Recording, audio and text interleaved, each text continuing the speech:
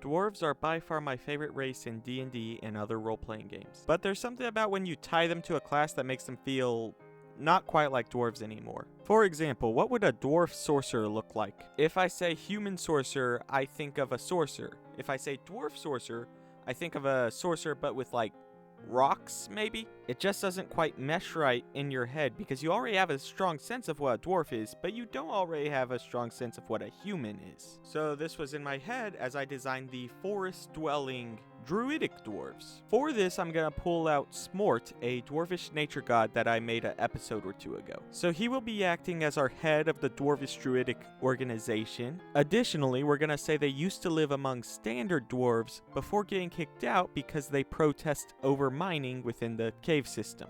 So here we have an interesting culture class which can make for a neat conflict depending on your campaign, but we need more than to sell them as hippies but dwarves. So what are they up to that influences the setting, world building, or how the party perceives them? Or in other words, what are our plot hooks? If we want to present them as our antagonists for a minute, they could be doing guerrilla warfare against the dwarves that kicked them out. This could be an incredibly engaging quest because you're fighting the animals of the region, druids, dwarvish fighters, clerics, and anything else they can get on their side. This probably includes quite a few traps carved out of stone and wood because dwarves are very capable crafters. So picture that amazing dungeon where you're fighting dwarf after dwarf after dwarf using different clerical and druidic aspects to mix up the individual combat encounters. But what if instead of a dungeon, you want a warm, friendly dwarf that you would love to hang out with and can kill off to upset the party? For this, I would imagine them wandering into the surrounding forest or venturing deeper into the caverns beneath the earth. Within the caverns, you could have a very powerful Underdark ally for those who run Underdark quest lines. Now I have a bit of an aside here because a powerful cave-dwelling outcast reminds me of a very nice NPC from a module I read a while back. You see, in the module you can find this Ulmer, which is a octopus thing. This NPC named Throm was a big shot within his tribe before he got into a bit of trouble and was cast out, and now he is being consumed by a fungus which he thinks is allowing him to merge with the One and giving him the secret to eternal life. I think we can adapt him into a dwarf. So imagine you're wandering through the Underdark and you see Throm. And Throm's this dwarf fellow with mushrooms growing out of his body. He's a touch on the crazy side, and he's trying to convince you to let the mushrooms grow into your body as well. Functionally, these mushrooms would be a constitution reduction in exchange for Throm's friendship. After obtaining his friendship, he could help guide you a ways through the Underdark. I believe this could be a very fun encounter, especially if you start to lean into the deranged nature that the mushrooms cause. Yeah, down adventures. Look, come here, check out these mushrooms. They're the key to eternal life. I've been here for 100 years past when I should have died, but the mushrooms help, the mushrooms help. You know, on second thought, he could be an antagonistic character. Okay, enough of Throm. Back to the main dwarves. Now, if they live in a forest, I can envision them offering aid and counsel to those who pass through. I think they would fit well as a known presence by anyone who lives in the area. To introduce them, I'd have the first time the players run through the forest, they bump into a druid, the druid talks to them, maybe provides the day's rations, and then they move on. And then 1 or 2 sessions later, after the plot's progressed, someone says, we need to go to this area to request druidic aid, at which point they know about the druids, have a pre-established relationship, and can come back to ask for help. Maybe the players have to go on a quest to befriend the druid. For example, if we're having the druids participate in a war, we could have the players on a quest to retrieve some sort of holy relic. This holy relic could even be kept by the dwarvish settlement that kicked them out. So now the party needs to go to the dwarvish settlement and they can have a short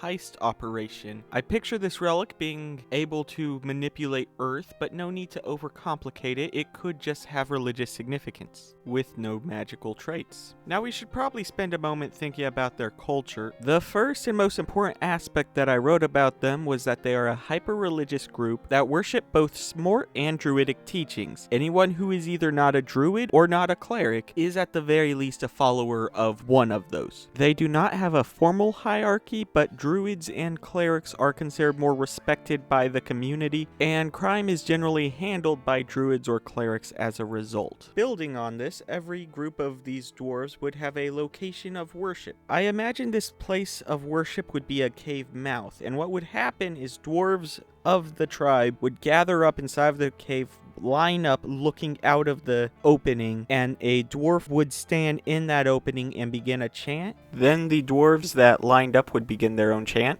and they would sing together, which they would believe heals the surrounding land of some of the harm done in the last 24 hours. This lovely event could even tip off your players to the presence of the dwarves before you meet them. You could even use this to foreshadow the dwarves like they're gonna be hostile to have a twist. Picture this. Guys, I think we hear a cult chanting. They show up and it's just a bunch of dwarves. Works in a forest too. I could imagine this carrying decent distances and even distorting on the wind. I don't imagine them using a ordinary currency. I imagine if they made trades with humans, it would mostly be in barter, which could be very frustrating to a adventurer who just wants the cool wooden sword that the dwarves made. Of course, players can always find a way, if you know what I mean. These dwarves could also be an excellent way to produce ironwood. You see, there was this amazing spell in 2nd edition that allowed druids to enchant wood to make it as if it were steel. I always really liked this concept, and especially now that we have dwarves involved, I think it's worth implementing into their culture. After all, dwarves are the best craftsmen. Why should these druidic dwarves not be just as capable with wood as a regular dwarf would be with steel? Speaking of steel, I can easily see it and other metals becoming taboo among this specific group of dwarves. After all, it got them kicked out and is very obviously a source of greed. This particular taboo could be a very active detriment, especially as they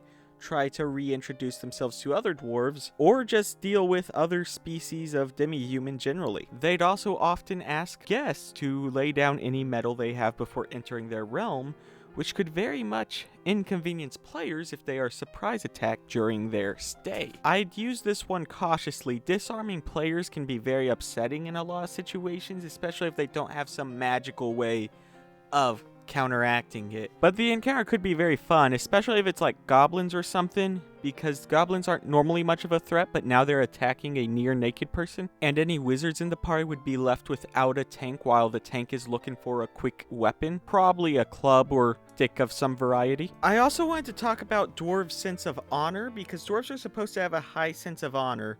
But here these people would have been cast out, which could lead them to want to reclaim the honor or to reject this concept of honor altogether. This could tie into the guerrilla tactics I mentioned earlier when I was talking about them as an antagonist. I do believe it could be possible they are trying to renegotiate re-entry into the clan, kingdom, what have you, but I think resolving such an argument could be very troubling. I think any friends or family left behind by them when they left would probably look at them poorly, and vice versa, because each one is a traitor to their values. Players could try to help them resolve their differences, but I think the most natural disconnect between their conflict of beliefs is isolation or war.